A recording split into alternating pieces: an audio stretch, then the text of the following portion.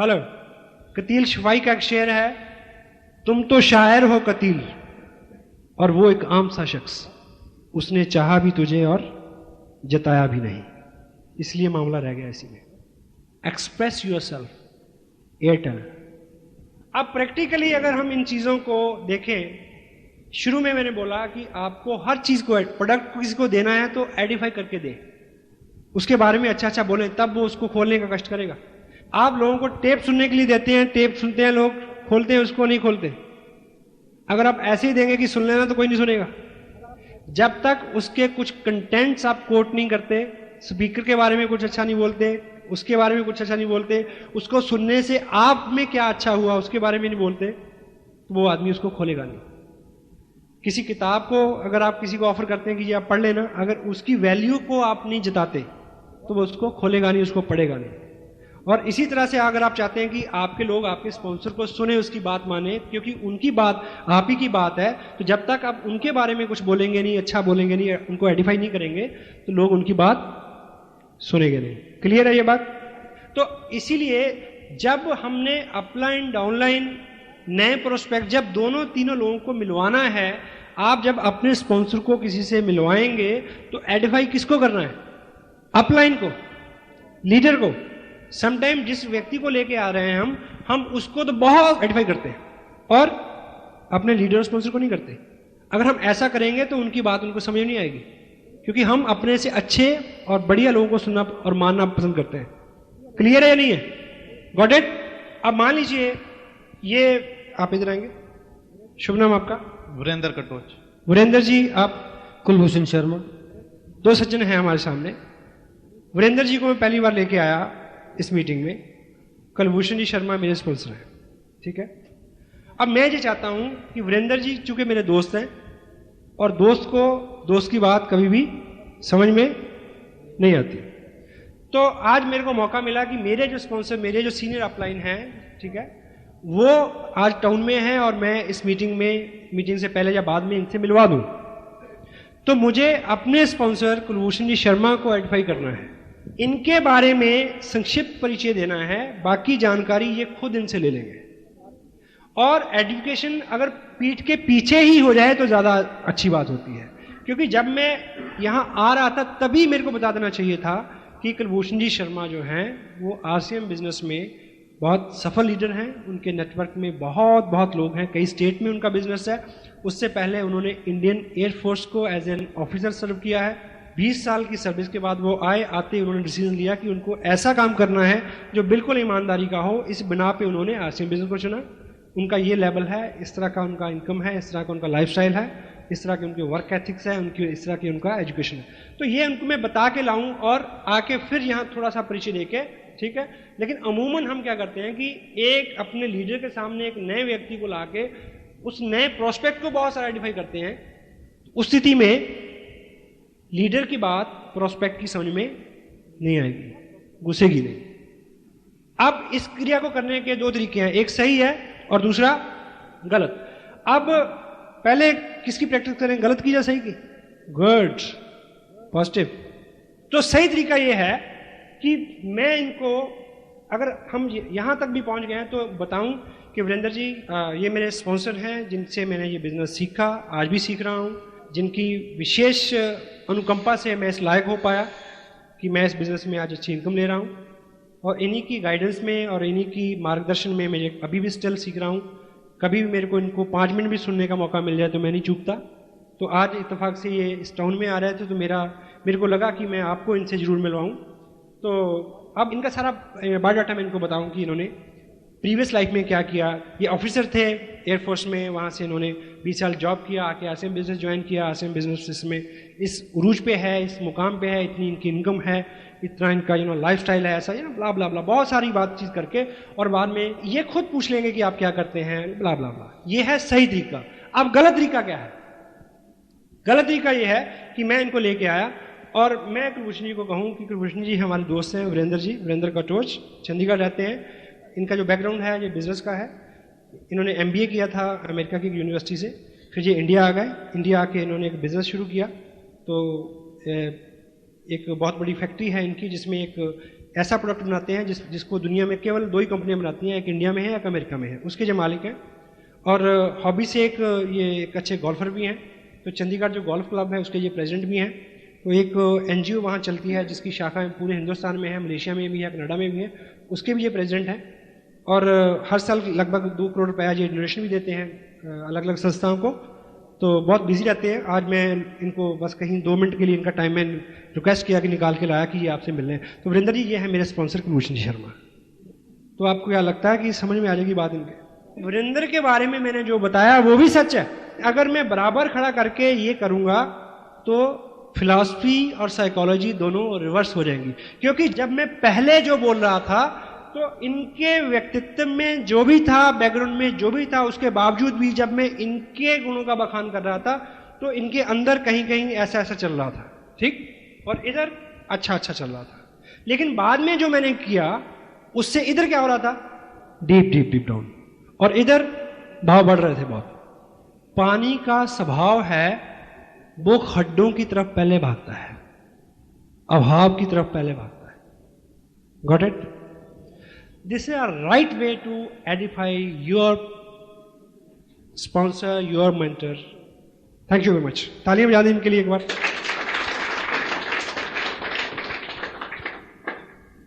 और एडिफिकेशन का एक पार्ट है एडिफिकेशन बैक। अब ये थोड़ा सा प्रैक्टिकली एक सेंसिटिव चीज है। मान लीजिए मेरे एक दोस्त हैं, आपका शुभ नाम क्या है? मनोज। मनोज जी मेरे दोस्त हैं और मैं इस बिजनेस में कामयाब हूं। मैं मनोज जी को ये नहीं बता सकता कि मैं 30 मार खाऊं। क्यों? क्योंकि लॉ क्या कहता है, वन कैनॉट एडिफाई हिमसेल्फ। तो मैं इनको मिलवाने लाता हूं अपने स्पॉन्सर से। तो जब मैं इनको लाने से पहले मैं अपने स्पॉन्सर को एडिफाई करूंगा, यहां ला के भी करूंगा। तो जब मैं अपने स्पॉन्सर से अपने सीनियर लीडर से मिलवाऊंगा, तो जब, यानी कहना मैं ये चाह रहा हूं कि जब कोई आपकी टीम का व्यक्ति अपने किसी नए प्रोस्पेक्ट को आपसे मिलवाने लाता है तो आपको सबसे पहले क्या बोलना है बता दूं? आपने जो व्यक्ति लेके आ रहा है उसको एडिफाई करना है फर्स्ट। अगर गॉट इट? नहीं समझे? मैं इनको लेके आया, ये मेरे दोस्त हैं, कुलभूषण जी मेरे स्पॉन्सर हैं। मैं मनोज जी को लेके आया इनसे मिलवाने। मनोज जी मेरे दोस्त हैं, कुलभूषण जी मेरे स्पॉन्सर हैं। तो कुलभूषण जी सबसे पहले क्या बोलेंगे कि मनोज जी ऐसा है कि आप और सतीश जी भले ही दोस्त हों, आप उनके बारे में बहुत कुछ जानते होंगे, पर मैं आपको बता दूं कि वो हमारे RCM बिजनेस की टीम में बहुत सशक्त लीडर हैं। वो मेरे को आइडेंटिफाई करेंगे कि ताकि जब कुलभूषण जी चले जाएं तो ये व्यक्ति मेरी बात सुने। हेलो, क्योंकि you need your upline like anything. You need your upline like anything, because on this earth there is only and only and only person who can edify you, that is your upline. That's why your upline is lifeline. केवल मात्र एक ही व्यक्ति है इस business में जो आपको by back Edify कर सकता है और किसी के पास राइट नहीं है। ऑफ कोर्स क्रॉस लाइन भी करेगी दूसरे लोग भी, जिनका फाइनेंशियल इंटरेस्ट इन्वॉल्व है आपकी कामयाबी में, आपकी सक्सेस में, वो आपकी अपलाइन है। तो आपको बाई बैक एडिफाई करना है ताकि वो व्यक्ति उनकी बात सुनना शुरू कर दे। This is what we have to do with edification. Thank you. So जब हम किसी को कोई बुक ऑफर करें, देयर वाज ए बुक, ये मेरे हाथ में एक किताब है, सकारात्मक सोच की शक्ति। नॉर्मन विल्सेट इसके राइटर हैं। इसमें कुछ कंटेंट्स हैं। देखिए, किताबों का बहुत बड़ा योगदान है। अगर आप पढ़ें तो आपको अपनी टीम में लोगों की प्रॉब्लम्स के बारे में पता चल जाएगा और उनके समाधान के बारे में पता चल जाएगा कि कौन सी किताब किसको है। देखिए, 2 साल के एक्सपीरियंस के बाद आपका जो काम करने का तरीका वो एक डॉक्टर की तरह हो जाना चाहिए। एक आदमी आपको ब्ला ब्ला ब्ला कंप्लेन करता है तो उसको आप कह सकते हैं कि फलां नंबर की टेप सुन लेना या फलां किताब पढ़ लेना। बहुत बहुत बहुत बोलने की जरूरत नहीं पड़ेगी। इस किताब में कुछ ऐसे कंटेंट्स हैं, टाइटल जैसा भी हो देखने में आपको लगे, लेकिन ये अपने आप में एक स्पिरिचुअल डॉक्यूमेंट है, बड़ा ही, जो मैं सोचता हूं। इसमें एक चीज पे उन्होंने बहुत अच्छा लिखा है, Norman Wilson, power of prayer, प्रार्थना की शक्ति का इस्तेमाल करें। हाउ, कैसे, ये इसमें कंटेंट है। इस बिजनेस को शुरू करने से पहले आई प्रिपेयर्ड माई सेल्फ, आई बिन भीलवाड़ा 20 अक्टूबर का जो फंक्शन जिसकी सीडी आपने खूब देखी है वो मैंने देखा, वहाँ बैठ के मैं भीड़ में बैठा था, उसके बाद मैंने आके साइन किया बिजनेस। उस बीच इस किताब को मैंने खूब पढ़ा। आप मुझे ये बताएं कि आप में से काफ़ी लोग कल पूछेंगे ना कि ये किताब कहाँ से मिलेगी। Hello, because I did something with it. जब आप कोई डॉक्यूमेंट किसी को दें और आप ये चाहते हैं कोई आदमी इसको पढ़े या यूज़ करे, तो अगर आपने पढ़ा हुआ है और आप उनमें से कुछ चीज़ें कोट करें कि देखिए बहुत सारी चीज़ें मैं पहले आजमाई थी, बहुत सारी किताबें मैंने पढ़ी थी। इस बुक में एक मेन कंटेंट है how to use prayer power in your favour. ये कंटेंट है इसके अंदर। एक इसमें और बहुत अच्छा कंटेंट है कि अपने दिमाग को, अपने बर्डन को, अपनी उलझन को नॉर्मल करने के लिए कुछ टेक्निक्स है कि हम पहले उन सब लोगों को क्षमा कर दें जिन्होंने हमें नुकसान पहुंचाया है। हम व्यक्तिगत रूप से ऐसा नहीं कर सकते, क्योंकि इस किताब में ऐसे कुछ तरीके हैं जिनका अनुसरण करके मैं वैसा कर पाया। उसके बाद मैं बहुत खुश रहना शुरू कर दिया मैंने, मेरा लाइफस्टाइल बहुत अच्छा हो गया, अंदर का भीतरी पर्यावरण बदल गया, मैं खुश रहने लगा और मेरा बिजनेस भी अच्छा हो गया। अब ऐसी 2-4 बातें जब कोट करके आप किसी को बोलेंगे कि आप इसको किताब को पढ़ें, तो व्यक्ति उस किताब को पढ़ेगा। Hello, this is what you have to need. आप किसी को कोई टेप दें, आप किसी को किसी फंक्शन के बारे में उकसाएं कि वो उसमें आ जाए, तो अगर आप उस विजिटिंग लीडर के बारे में बहुत अच्छा बोलेंगे, उस फंक्शन की स्ट्रेंथ के बारे में बहुत अच्छा बोलेंगे, उसकी तलब बढ़ जाएगी वहाँ आने के लिए, उससे मिलने की तलब बढ़ जाएगी। वर्चुअली ये जो बिजनेस है ये कॉमन सेंस का बिजनेस है। हेलो, और by the way common sense is very uncommon commodity nowadays. ये प्रैक्टिकल लाइफ में रोज काम में आने वाली चीजें हैं जो पहले से आप कर रहे हैं। कुछ ऐसा नहीं है कि कोई विशेष करने के लिए आपको बोला जा रहा है यहाँ पे, सिर्फ उनको धार करना है, उनको आचरण में ढालना है। आपको पता है tape books function is the system. जब लोग सिस्टम पे निर्भर हो जाएंगे तो आप क्या हो जाएंगे, फ्री हो जाएंगे। तो सिस्टम पे लोग निर्भर कब होंगे, जब आप सिस्टम के ऊपर अपनी निर्भरता बनाओगे। अगर आप सेल्फ स्टाइल्ड हैं तो आपकी जो फौज है वो डबल सेल्फ स्टाइल हो जाएगी। अगर आप बिना काउंसलिंग के, बिना पूछे भागदौड़ कर रहे हैं, अपने तजुर्बे कर रहे हैं, तो आपके लोग भी वैसा करेंगे, क्योंकि वो आपको देख रहे हैं, आपसे सीख रहे हैं। अगर आप सिस्टम के ऊपर निर्भर कर रहे हैं, देखिए ये सारी जो कॉमन सेंस की बात है।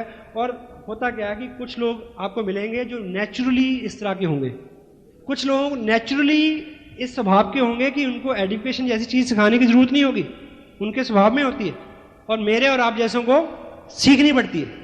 अभी पंजाब में बहुत अच्छा मोमेंटम है। एक डॉक्टर है, MD डॉक्टर हैं, डॉक्टर गगनदीप सिंह, हाल ही में वो बिजनेस में आए। That guy is naturally good. Naturally वो सब गुण हैं जो एक प्रो MLM पर्सन में होने चाहिए। कुलभूषण जी आपके सामने बैठे हैं, शिखावत साहब बैठे हैं पीछे, रूडी साहब बैठे हैं। Naturally good, naturally pro friendly, pro multi level marketing, pro people. लेकिन मेरे और आप जैसों को 4 किताबें, 2-4 टेप सुनने के बाद और 2-4 मीटिंग में जाने के बाद अगर हमारा स्वभाव उस तरह का हो जाए और उस तरह की संगत में हम आ जाएं और उस तरह की एक्टिविटीज हम करना शुरू कर दें और बाई चांस गलती से करोड़पति बन जाएं, तो क्या बुरा है। हेलो,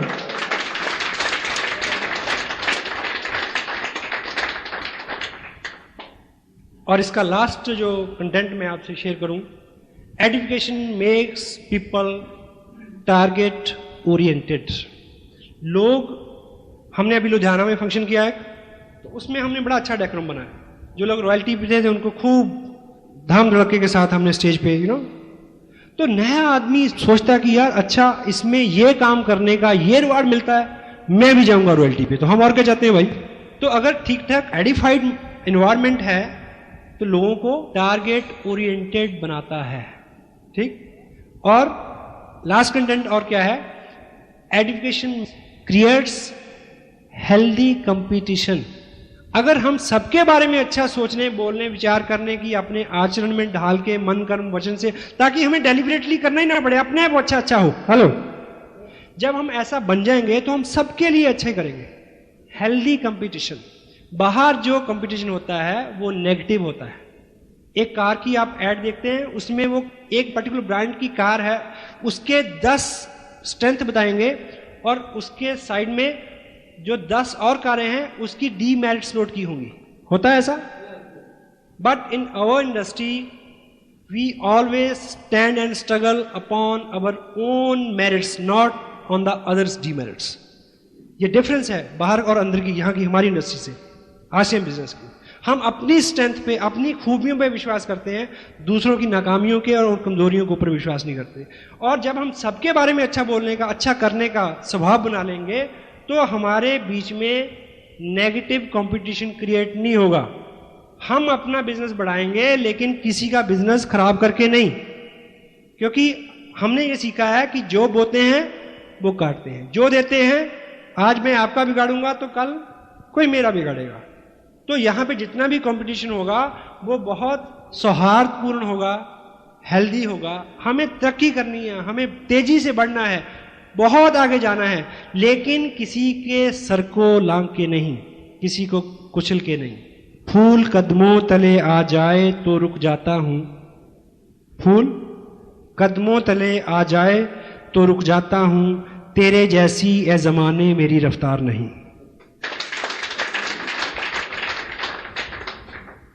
हम सेंसिटिव हों, जिस चीज में, जिस कर्म में हमें आनंद आ रहा है, उसमें किसी दूसरे का खून तो नहीं जल रहा, इस चीज का ख्याल रखें। दूसरों के स्ट्रगल को स्ट्रगल समझे, मजाक नहीं। दूसरों की जरूरतों का ख्याल रखें, दूसरों के प्रति खुला मन, प्रेम, सौहार्द अपने मन में हो। सेंसिटिव हों, लोगों के लिए पीड़ा और दर्द आपके मन में रहे, महसूस कर सकें आप। जितने लोग आपको इस इंडस्ट्री में यहाँ से सिखाते हैं, उनके अपने अनुभव हैं। आपको लगता है कि शायद मेरे साथ कुछ अलग स्थिति रहेगी, आपके साथ कुछ अलग रही होगी। हेलो, ऐसा नहीं है। मैं उससे निकल के आया हूँ जिससे आप निकल रहे हैं। सो आई कैन अंडरस्टैंड यू। मैं आपकी पीड़ा और आपका संघर्ष समझ सकता हूँ। This industry is so good, you know, क्या बात है। ये आपको एक मुकम्मल इंसान बनाने की तरफ एक प्रयास है, कंप्लीट मैन, आसियान मैन। जिस लेवल पे मैं अभी काम कर रहा हूँ, जहाँ पे जो लाइफस्टाइल है, जो इनकम है, जो रुतबा है, इस लेवल पे आके ऐसे किसी डीप डाउन में किसी व्यक्ति की पीड़ा समझना कठिन हो जाता है। हेलो, तो मेरी ये ख्वाहिश है, आप ऐसा ना बने, आपको तरक्की मिले, कामयाबी मिले, पर आराम से ना मिले, ये मैं चाहता हूँ। सिर्फ इसलिए कि जब आपके ग्रुप में लोग संघर्ष कर रहे हो, जब आपका लाइफस्टाइल बहुत अच्छा हो लेकिन दूसरों के लिए बड़ी जटिलता हो जो शुरू में होती है, तब आप सेंसिटिव हो सकें, क्योंकि आपके अनुभव से वो गुजरी हुई चीज हो, आप समझ सकें। एक दृष्टांत के साथ मैं अपनी बात समाप्त करूंगा। पुराने जमाने में जो तरबियत और तालीम, शिक्षा जो थी, वो गुरुओं के पास आश्रमों में होती थी। सहमत हैं आप लोग? एक राजा थे, उनका एक बेटा था जिसको राजा बनना था। कुछ देर बाद इस लायक हो गया था वो, लेकिन उनको उसका राज्याभिषेक हो उससे पहले उसको 1 साल के लिए किसी ट्रेनिंग में भेजा गया, किसी एजुकेशन सिस्टम में भेजा गया। पुराने ज़माने में जैसे गुरुकुल में शिक्षा होती थी, तो तब उस वक्त के कोई बहुत काबिल वली अल्लाह, कोई फ़कीर रहे होंगे जिनके पास उन्होंने 1 साल के लिए अपने बेटे को सुपुर्द किया उनके। समझ रहे मैं क्या बोल रहा हूँ? तो डेट फिक्स हो गई, वो फ़कीर उनको ले गया, राजकुमार को। तो 1 साल पूरा हो गया। जब उसके आने का दिन तय था, 1 साल जिस दिन पूरा होना था, और अगले दिन उसका राज्याभिषेक था, राजा बनना था उसने। तो राजा ने उसके स्वागत के लिए सब कुछ इंतजाम किए, अपने दरबारियों को, सहयोगियों को, मंत्रियों को, प्रजा को, सबको बुलाया कि आज मेरा बेटा अपनी तालीम पूरी करके आ रहा है, एजुकेशन पूरी करके आ रहा है, अगले दिन उसको राजा बनना है। तो उसके आने का वक्त हुआ, तो दरबार में जैसे ही उसके बेटे ने एंट्री की फकीर साथ, तो सारा मंजर बदल गया। राजा उस अपने बेटे का हुलिया देख के एकदम आपे से बाहर हो गया, आग बबूला हो गया। वो चीथड़ों में लिपटा हुआ था, जिस्म पे मैल, फकीर वो साथ, और अपना बिस्तरा बांध के उस फकीर ने उस राजकुमार के सर पे रखा हुआ था। तो राजा चिल्लाया कि ये क्या मजाक है, तुम्हें मैं फांसी लगा दूंगा। फकीर ने बोला चुप, अभी 11 नहीं बजे, 1 साल पूरा नहीं हुआ अभी। हेलो, अभी इसकी शिक्षा का कुछ हिस्सा बाकी है। ये कह के उसने उसी बिस्तर से एक हंटर निकाला, एक कोड़ा निकाला, राजकुमार को नीचे लटाया और ऊपर से कोड़े चलाने शुरू कर दिए। राजा फिर उठा, लेकिन लोगों ने उसको रोका कि इससे पूछो तो सही, ये जो फकीर है ये आम आदमी नहीं है, गुरु है, आखिर कोई कारण होगा इसके पीछे। उससे पूछा गया कि ये क्या है? बोला सिंपल सी बात है, आखिरी लेसन था इसका, मैंने सारी ट्रेनिंग दे दी इसको। क्या? कि मैंने पूरे 1 साल में इससे वो सब करवाया जिसको राजा बनने के बाद करने का इसको मौका नहीं मिलना है, क्योंकि राजा के जिस्म के ऊपर चीथड़े नहीं होते, राजा के जिस्म के ऊपर मैल नहीं चढ़ता, राजा किसी का बिस्तर नहीं उठाता और राजा की कभी कोड़े नहीं लगते। कल को ये राजा बने, कल इसके सामने ऐसे लोग होंगे, कल ये किसी से बिस्तर उठाएगा, कल ये किसी को कोड़े लगवाएगा, ताकि आज पूरे साल में हर वो चीज जो कल इसको करने को नहीं मिलनी इसके अनुभव से गुजर जाए, ताकि जब ये ऐसे काम करे या देखे तो इसको महसूस होता रहे कि जब ऐसा होता है तो कैसा लगता है।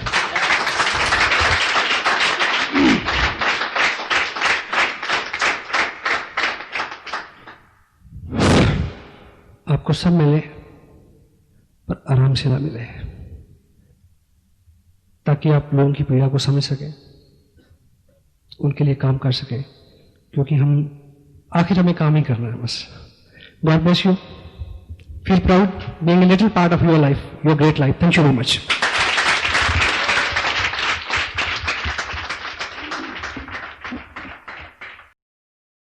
Anything positive in your life?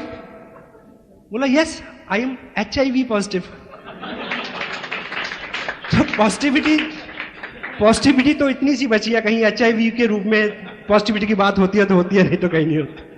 Negative आदमी अपनी नेगेटिविटी के पीछे भी तर्क ढूंढ लेता है, इसमें बड़ा वो कहेगा कि मैं इसलिए ऐसा हूं। हेलो, एक आदमी वो सुलझा हुआ आदमी था, खैर वो अपनी ब्रेड को मक्खन लगा रहा सुबह और बीवी को बोला कि माहौल इतना खराब है, हर जगह गलत काम हो रहे हैं, ये वो अच्छी चीज तो कोई होती नहीं है।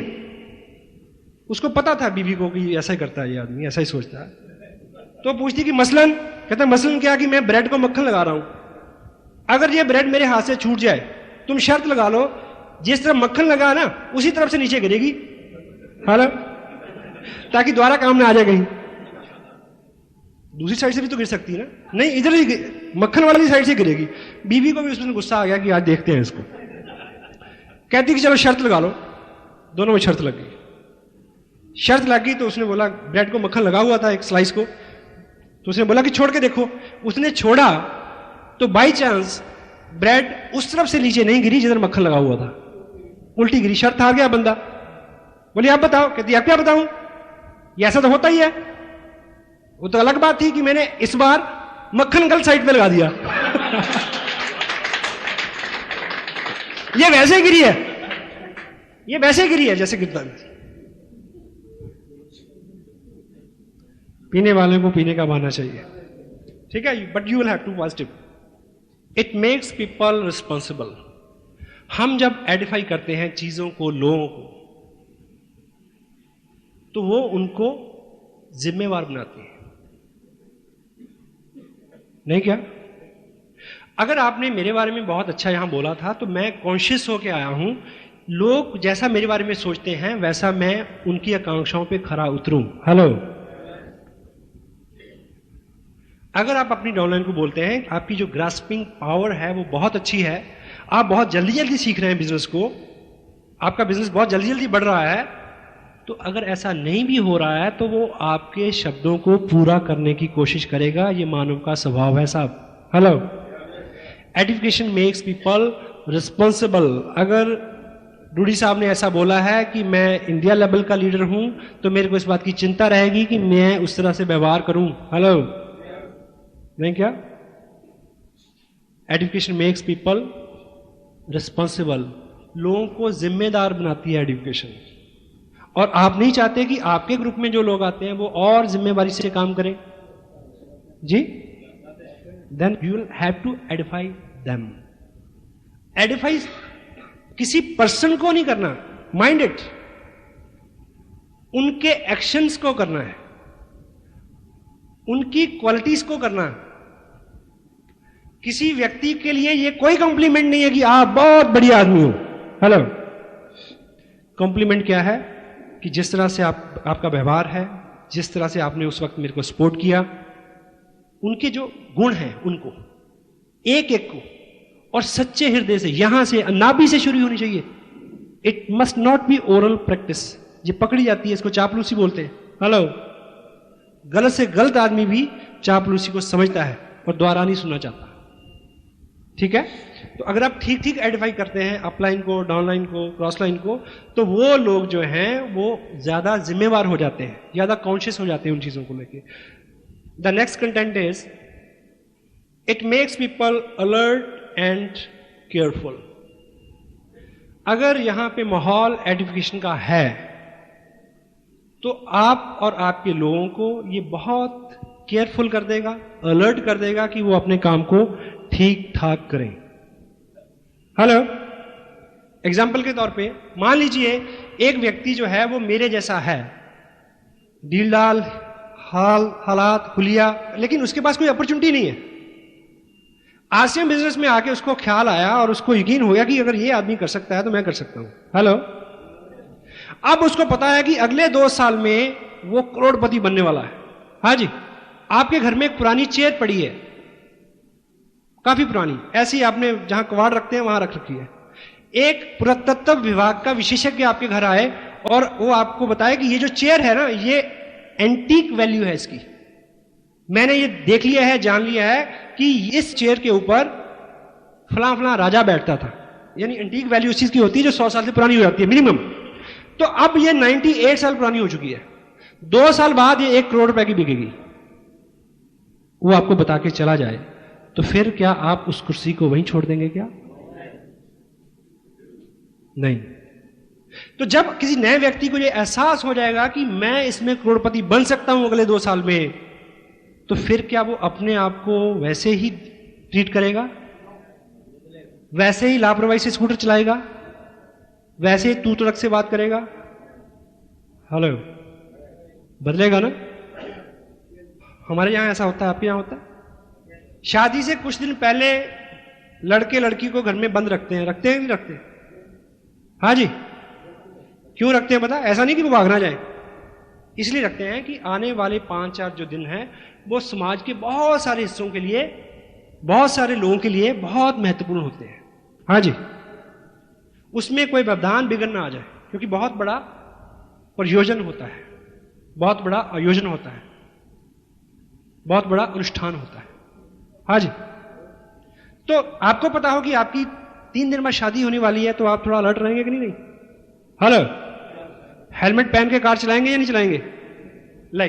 तो जब व्यक्ति को ये उम्मीद, होप सबसे बड़ी चीज है। मैंने पर्सनल लाइफ में बड़े उतार चढ़ाव देखे हैं और ईश्वर से केवल 2 चीजें मांगी, उम्मीद और हौसला। उम्मीद इतनी बड़ी ताकत है, वो आपसे सब कुछ करा लेती है। उम्मीद सामने दिखना चाहिए कि ये हो सकता है, वो कर रहा है, मैं कर सकता हूं। तो एडिफिकेशन जो है, अगर आप यहां पे एक सिस्टम है, एक माहौल है, एक व्यक्ति को आपने बड़े उत्साह, आदर, सम्मान के साथ स्टेज पे बुलाते हैं और उसको लगता है कि यार ऐसा बनना है मेरे को, हेलो, वो उससे रिलेट करेगा, वो अपने आप को उसकी जगह रख के सोचेगा, तो हर चीज को, सिस्टम को, बिजनेस को, लोगों को, प्रोडक्ट को, हर चीज को बहुत केयरफुली लेगा, अलर्ट रहेगा आने वाले टाइम में। It makes so, it mould and shape people in right direction. Edification लोगों को सही दिशा में शेप एंड मोल्ड करती है। हम आज तक इस बात में विश्वास करते आए हैं क्या, कि लोगों को सुधारने का तरीका है दंड, लोगों को सुधारने का तरीका है आलोचना, कमियां निकालना? नो, बिल्कुल नहीं। लोगों को अच्छा करने का तरीका है उनके बारे में अच्छा सोचना और बोलना, और जो उनकी स्ट्रेंथ है उनका और ज्यादा प्रचार करना, बढ़ावा देना। अच्छा अच्छा बोलते ही लोग अच्छा अच्छा अपने आप को समझना शुरू कर देते हैं, और जो हम अपने आप को समझते हैं वैसा हम बन जाते हैं। लोगों की पर्सनैलिटी, आप चाहते हैं कि लोग इस सिस्टम के अनुकूल हो जाएं? यस और नो? हाँ जी, अगर आप उनकी स्ट्रेंथ को आइडेंटिफाई करते हैं तो वो अपने आप को उस दिशा में शेप एंड मोल्ड करते हैं। थंब रूल है ये। And next one is it makes people listening, disciplined and what, obedient. अगर हम आइडेंटिफाई करते हैं लोगों को, अपलाइन को, डाउनलाइन को, तो आपका भाई आपकी बात नहीं सुनता, आपका दोस्त आपकी बात नहीं सुनता, तो यदि आपने अपनी अपलाइन को ठीक से आइडेंटिफाई किया है, तो जब वो दोनों मिलेंगे, हेलो, तो मिलने से पहले ही वो आदमी लिसनर हो जाएगा, सुनने वाला बन जाएगा, उसको लगेगा कि मैं किसी व्यक्ति विशेष को मिलने जा रहा हूं। आप एक उदाहरण से ये समझें कि अगर आप मेरे घर पे आए तो मैं आपको बोलूं कि अभी आपको जो शख्स यहां आके मिलेंगे वो मेरे दोस्त हैं, बात खत्म हो गई।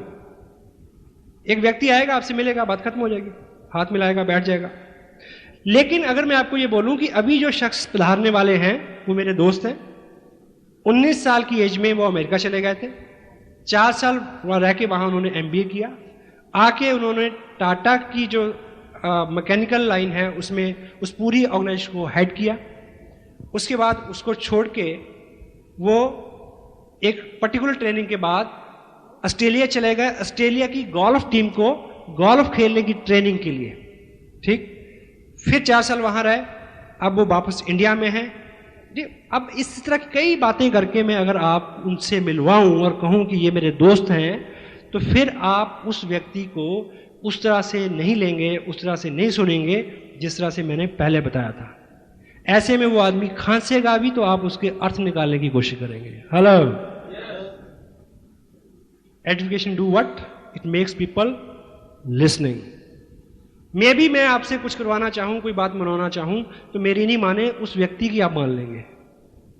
हाँ जी, आदमी की जो बेसिक नेचर है, वर्चुअली आपको हैरत होगी, मेरे को भी हुई है पढ़ के, आदमी का बेसिक स्वभाव शासन का नहीं है। शासन हुकूमत करने का स्वभाव नहीं है व्यक्ति का, शासित होने का है, लेकिन अपने से योग्य व्यक्ति के हाथों। तो जब हम अपनी टीम के लोगों को अपने से और अपने नए मिलने वाले लोगों से योग्य ठहराते हैं, तो उनका मन करता है कि ऐसे व्यक्ति की संगत सोबत में रहा जाए, कुछ सीखा जाए, कुछ बना जाए। हम हमेशा अपने से बड़े और अच्छे लोगों को ही सुनते हैं और उनकी बात मानते हैं। It is new fact. Agree करते हैं आप? Yes. So education makes people responsible, listener and what? Obedient. ठीक।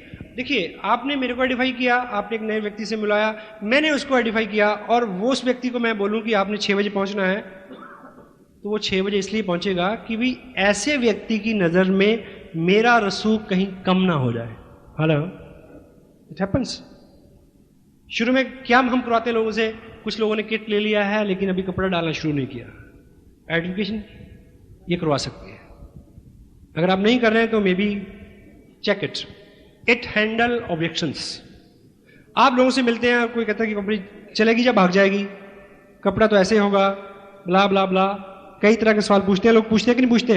हाँ जी, सवाल पूछ पूछ के परेशान कर देंगे आपको। एक आदमी 1000 सवाल पूछ रहा है आपसे, ठीक। और इस शहर में मान लीजिए मुकेश जी आने वाले हैं, आप मुकेश जी के बारे में खूब खूब चर्चा करें उस व्यक्ति से, और एक ही बात बोले कि आप उनसे पूछना, आप उनसे पूछना, आप उनसे पूछना।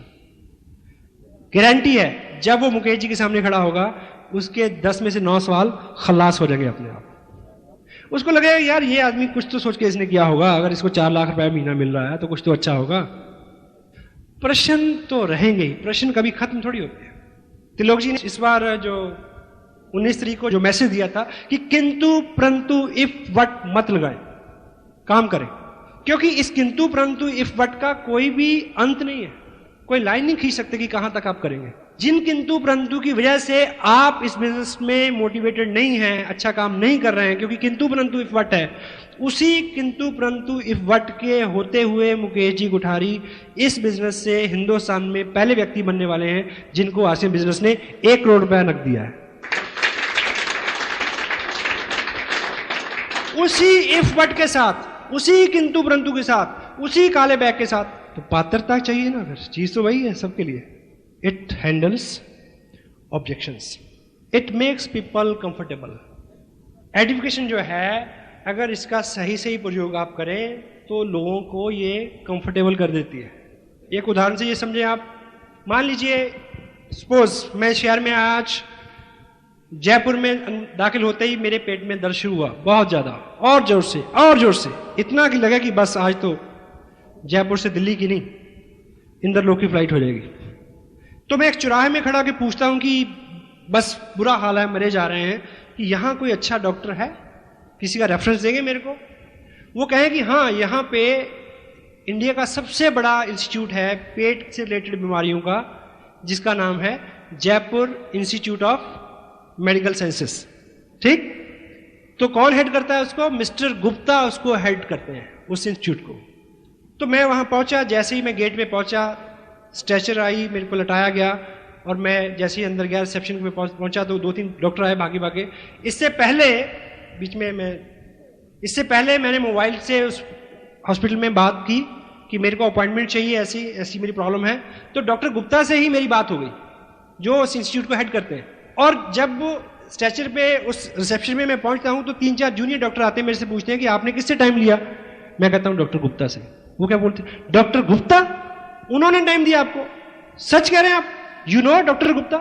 वो इस इंस्टीट्यूट को हेड करते हैं, ना केवल इस इंस्टीट्यूट को हेड करते हैं, बाकी इंडिया में जितने भी इस बीमारी को डील करने वाले हॉस्पिटल्स हैं, उन सबकी एक यूनियन है, उनके प्रेसिडेंट हैं। वो महीने में 26 दिन तो वो ओवरसीज बाहर फॉरेन में रहते हैं, पेट से रिलेटेड बीमारियों की रिसर्च करने वाले डॉक्टरों को पढ़ाने जाते हैं। वो उनसे टाइम मिल गया आपको?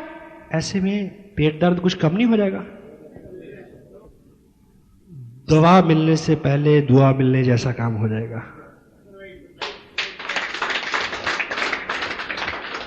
तो एजुकेशन मेक्स पीपल कंफर्टेबल। धोबी के पास कभी धुले हुए कपड़े नहीं आते। हमारे पास जो लोग आएंगे वो लोग एम्बिशियस होंगे, किस किस तरह से वो जिंदगी को चला रहे हैं, अंदर जुनून भी है, कुछ करने को मिल भी नहीं रहा। पता नहीं कितने कितने फेल्यूअर्स को फेस करने के बाद उनको आरसीएम जैसी नियामत और नेमत देखने को मिलती है। लेकिन अभी भी वो आके कुछ शंकाओं से, कुछ चिंताओं से भरे हुए हैं, क्योंकि कटु अनुभव साथ साथ चलते हैं। मेरा साया साथ होगा, है? अगर हम उनको यहां बिठा के बताएं, उनसे पूछें कि you know RCM business, you know Trilok ji की सोच क्या है इस बिजनेस को लेके, आपको पता है कि इसके एथिक्स क्या हैं, यू नो कितनी ग्रेविटी है इस बिजनेस के अंदर, प्रोडक्ट की क्वालिटी कैसी है, हमारा टीम वर्क, हमारा स्पोर्ट्स सिस्टम, हमारा एजुकेशन सिस्टम कितना डीप डाउन है, कितना हेल्पिंग है, व्हाट ही फील कंफर्टेबल।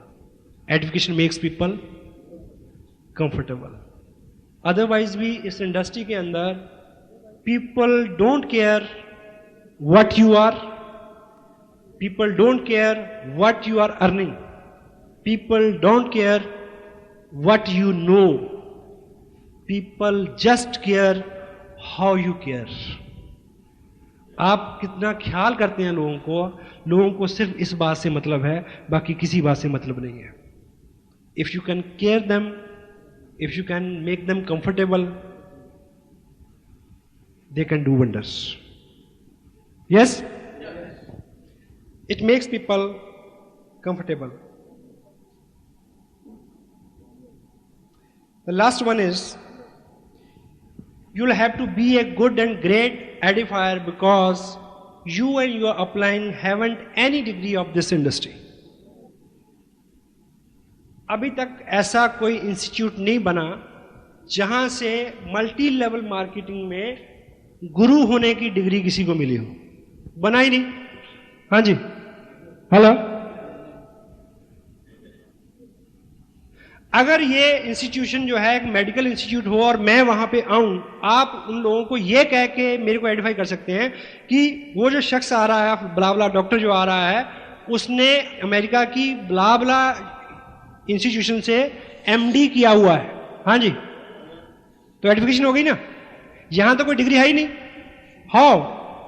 तो कैसे प्रभाव डालेंगे लोगों से? Just through the spoken words, edification. कोई डिग्री नहीं है किसी के पास। हाँ जी, तो आपको बखान करना पड़ेगा उनके व्यक्तित्व का, उनकी स्ट्रेंथ का, उनके बिजनेस का, उनके वर्क एथिक्स का, उनकी नॉलेज का, नॉट मेनी थिंग्स, क्योंकि किसी के पास कोई डिग्री नहीं है। तो एजुकेशन ही एक चारा है कि आप लोगों को इस लायक बना सके कि वो सुनने वाले बन जाएं उस व्यक्ति की बात जो आपकी फेवर में बात करने आ रहा है। हेलो, ठीक है। एंड आगे कुछ मिनट हम बात करेंगे कि ये जो पूरा प्रोसेस है, अभी हमने बात की कि ये चीज क्या क्या कर सकती है। अब इसको एक्शन में कैसे करना है, क्योंकि ये चीज एक्शन में करने लायक है, शब्दों से नहीं, एक्शन। तो अगर आप अपनी अपलाइन को एडिफाई करते हैं, यानी उनकी रिस्पेक्ट करते हैं, तो उनकी प्रेजेंस में आपकी बॉडी लैंग्वेज से ही पता चल जाना चाहिए कि आप ऐसा करते हैं। नए आदमी को उसी से सिग्नल हो जाएगा। हाँ जी, आपके कोई सीनियर लीडर आते हैं, आप भाग के उनका बैग पकड़ते हैं, आप उनको एस्कॉर्ट करते हैं, आप उनके लिए you make some special arrangement, sitting arrangement for him, you offer pani वगैरह, जो like these are the body language. आप जब वो बोलते हैं, आप कितना हम्बल रहते हैं, बीच में टोका टाकी तो नहीं करते। कई बार ऐसा होता है कि आपके स्पॉन्सर जरा सी बात शुरू करते हैं तो आगे आप पकड़ लेते हैं, आप कहते हैं आप रुको मैं समझाता हूं इसको। Interruption is a biggest D edification. Interruption, रोक, उनके बिहाफ पे बोलना, you need not, stay humble, ऐसे जैसे आप भी पहली बार सुन रहे हैं और आप भी सीख रहे हैं। This the right way, this the right action, जो विजुअल है, टेंजिबल है। Education always in action, not in words only, right. और जिनको आप पसंद करते हैं, जिनके बारे में आप अच्छा सोचते हैं, उनको बोल के बताना जरूर है, क्योंकि आपके साथ जो लोग काम कर रहे हैं या जो लोग कल को आएंगे, वो कोई मनोवैज्ञानिक शास्त्री नहीं है, वो आम लोग हैं। हाँ जी, आपके एक्शन से, आपके शब्दों से, आपके आचरण से ये पता चल जाना चाहिए कि आप उनकी रिस्पेक्ट करते हैं और आप उनको इज्जत देते हैं। ये चीज़ें उन तक ठीक ठीक पहुंच जाएं, इस चीज़ का ख्याल रखें। वो कोट आपने सुनी है, if you love someone convey him. अगर आप किसी को प्यार करते हैं तो उसको बता दीजिए, बोल दीजिए। क्यों जी? नहीं तो राखी में मिलना पड़ेगा, क्योंकि वो आम लोग हैं।